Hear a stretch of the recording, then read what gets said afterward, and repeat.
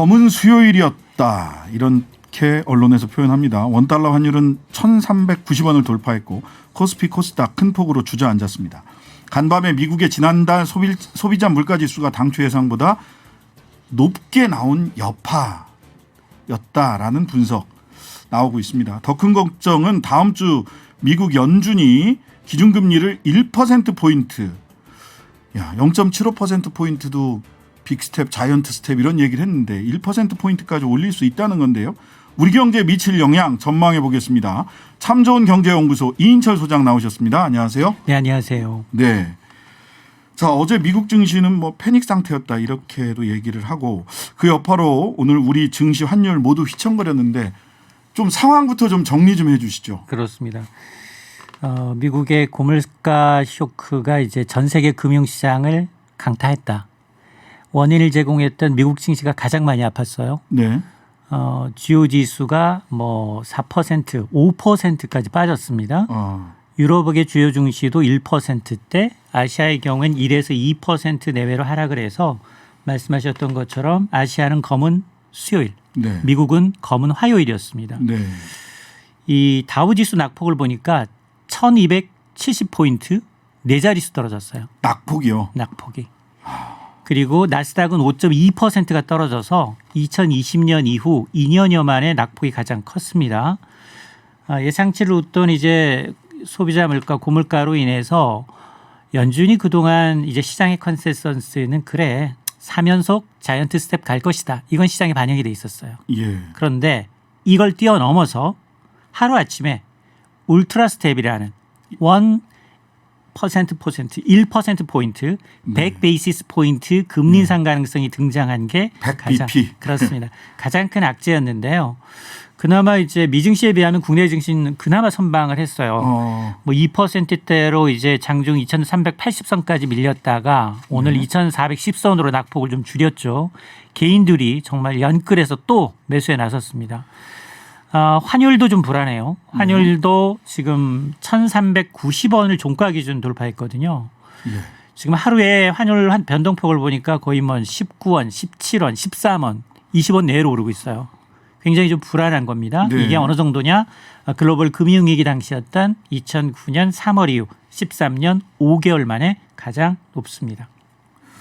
자, 그 미국 연준이 금리 계속 올리면서 물가를 잡겠다, 인플레이션 잡기 위해서 어쩔 수 없다. 금리 자이언트 스텝, 뭐 울트라 스텝 이번에 이제 울트라 스텝 얘기까지 나오는데, 근데 소비자 물가 지수는 예상보다 전망치보다 0.3%포인트 높게 나오면서 이게 직접적인 원인이 됐다라고들 평가를 하는데 그렇게 보는 게 적절한가요? 어떤가요?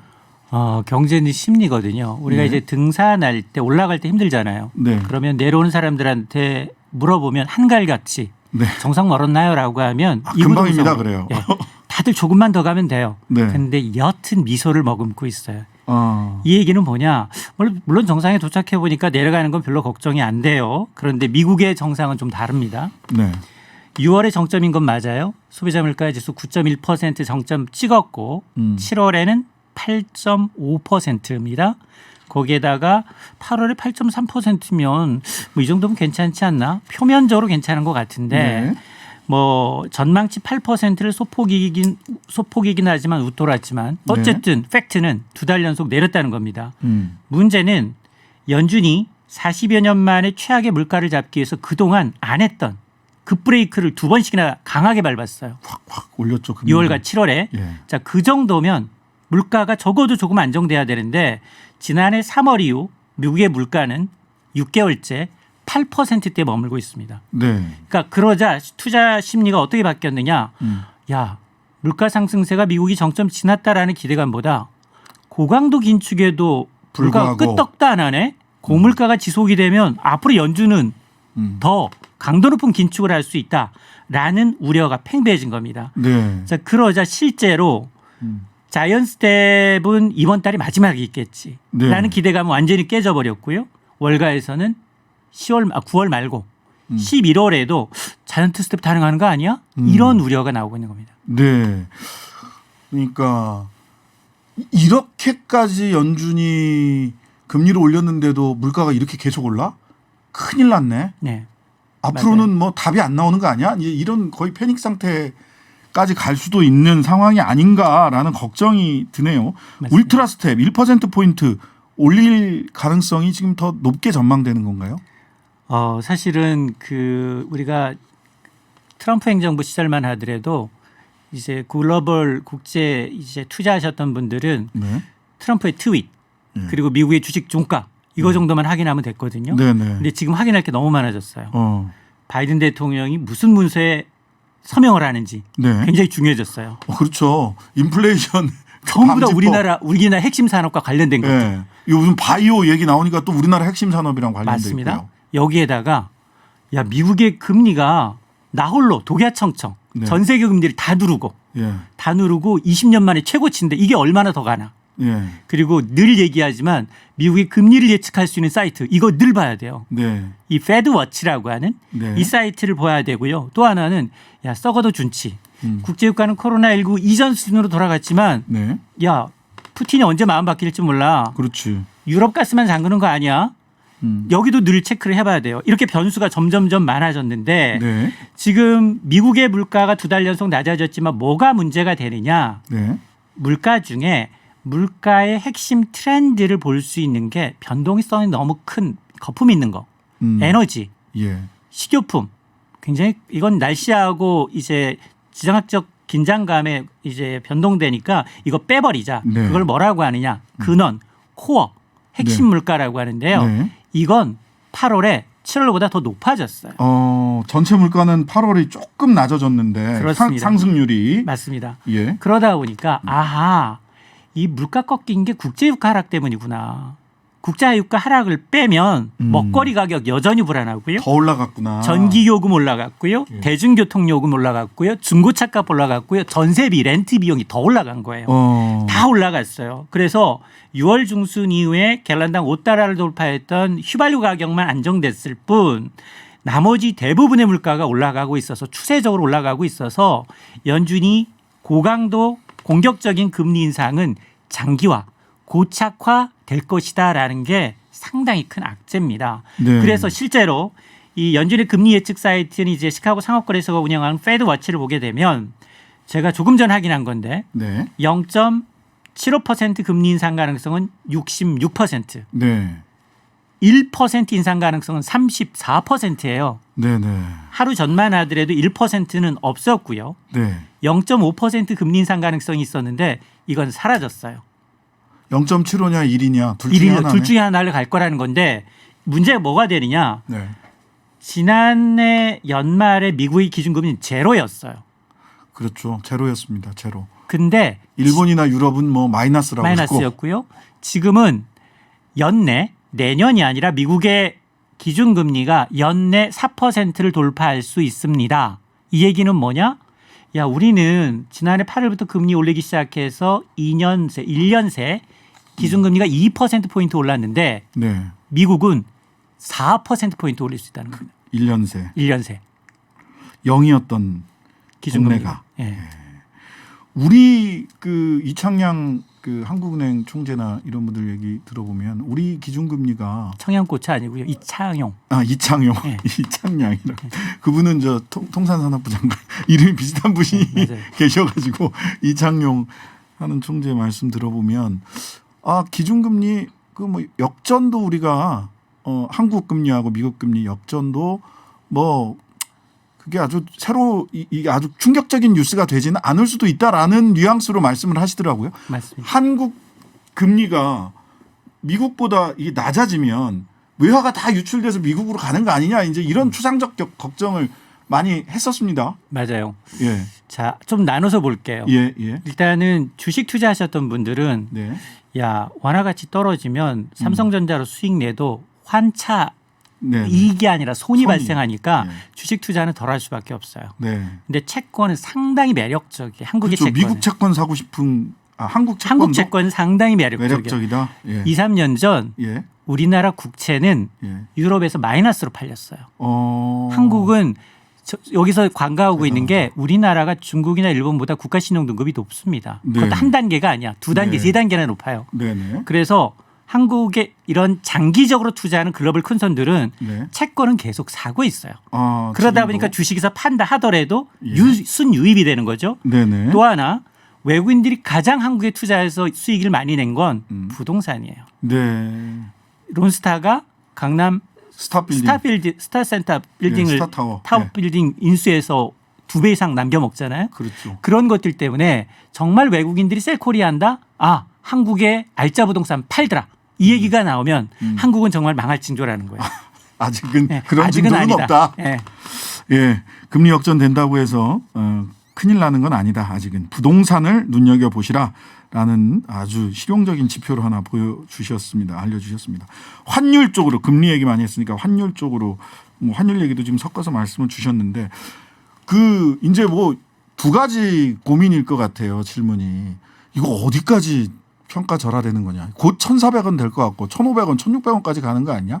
IMF 때 그 무렵에 한 1,440원 뭐 이쯤까지 갔던 기억이 있는데 2,000원까지 갔었어요. 2,000원까지 갔었나요? 네. 뭘 본 거예요, 제가? 어쨌든. 그러니까 우리나라에서 원달러 환율이 1,400원을 넘은 건 과거에 2번 있고요. 네네. IMF 당시에는 2,000원도 넘어갔어요. 어. 그리고 글로벌 금융위기 당시에는 1,600원에 바짝 나갔었어요. 아, 글로벌 금융위기 때를 제가 네. 기억합니다. 리만 브러더스 사태 예. 때는 그 당시 갔고요. 그리고 코로나 때도 좀 위태위태했는데 당시에는 1,300원 안 넘었어요. 예. 근데 지금 1,400원 곧 될 것 같거든요. 네, 맞아요. 어디까지 절하될까?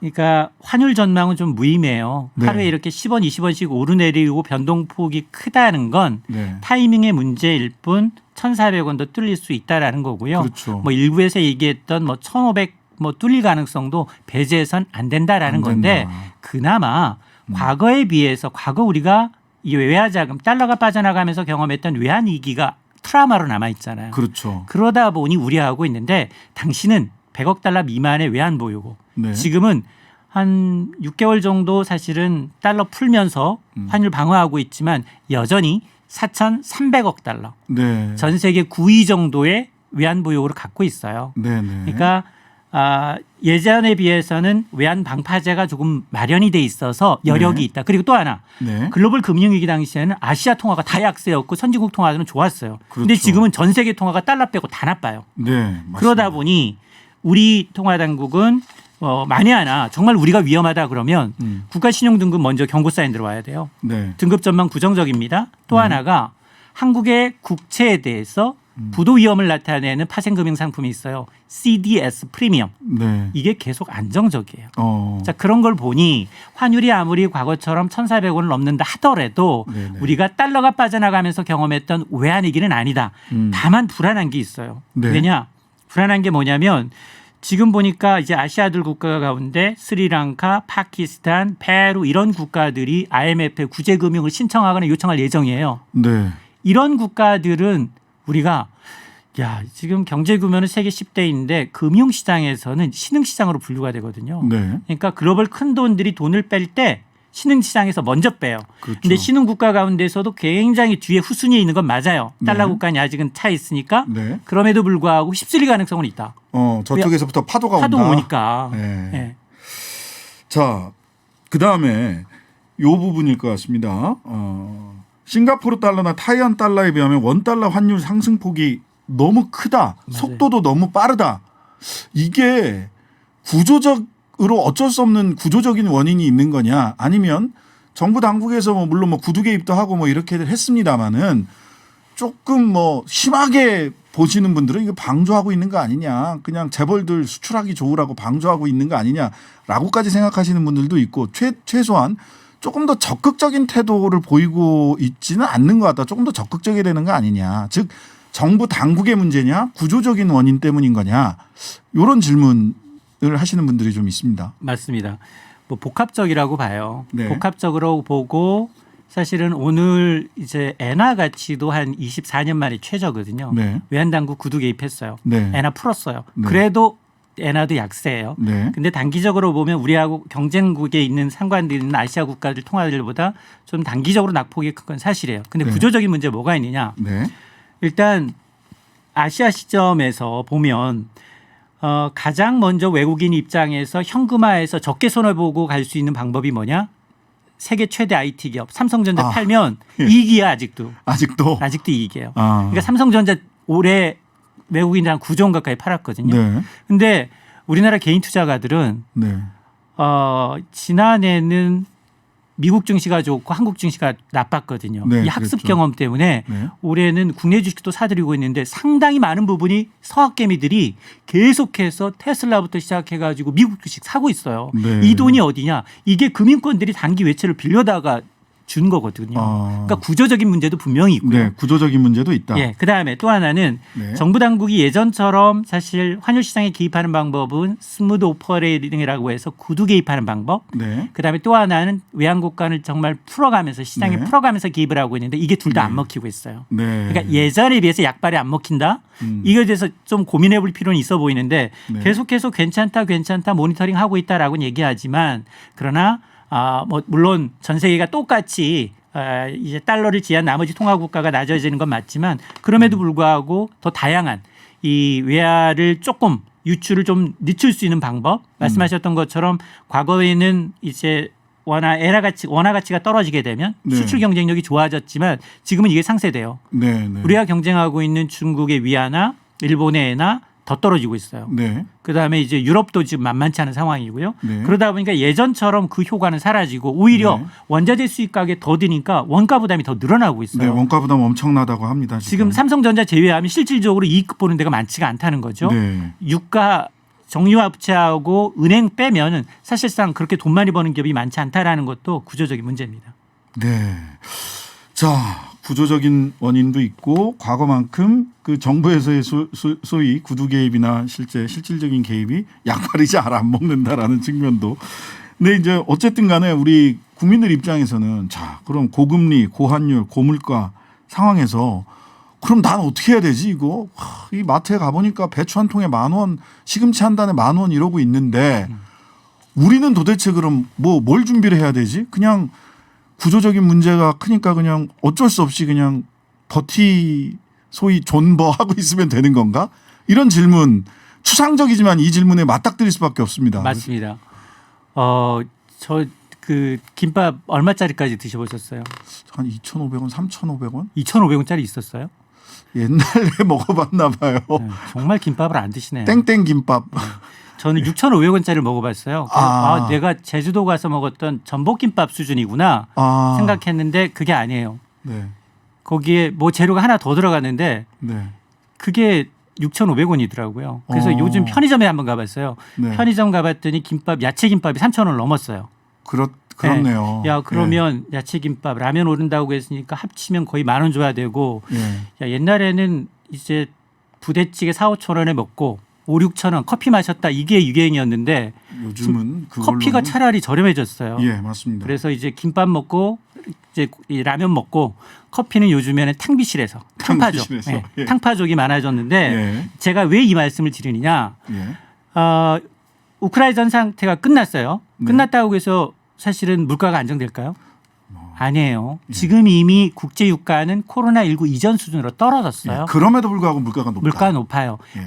세계은행이 뭐라고 얘기했느냐. 반세기 만에 최악의 위기고 복합적인 물가 불안이고 코로나19 이전 수준으로 물가가 회귀하기 위해선 2024년 뒤로 가야 된다는 겁니다. 예. 앞으로 2년 동안 고난의 행군이 이어진다.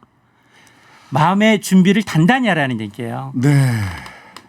자, 좋은 소식은 아닙니다만은 마음의 준비를 단단히 해야 된다. 2024년 이후가 되어야 좋은 소식이 올 수도 있다. 그동안을 잘 버텨내는 것이 중요할 것 같아요. 그러니까 국민들은 이럴 때 내가 세금 냈는데 대한민국 정부가 나한테 뭐 좀 해줘요라는 목소리가 높아질 수밖에 없습니다. 각자 도생이 아니라 어쨌든 간에 2024년 이후를 우리가 준비를 하면서 마음의 준비를 단단히 하고 졸라맨 허리띠가 이제 없는 것 같아요. 이제 허리를 졸라매는 게 아니라 목을 졸라매야 되지 않을까 하는 생각을 그런 얘기까지 나오고 있는 상황입니다. 어쨌든 객관적인 현실은 또 있는 그대로 봐야죠. 눈 감는다고 날아오는 돌이 없어지지는 않습니다. 눈을 끝까지 뜨고 있어야 돌을 피할 수 있으니까요. 오늘 냉정하고 아주 무서운 말씀 감사히 잘 들었습니다. 예, 지금까지 참 좋은 경제연구소 이인철 소장님이었습니다. 감사합니다.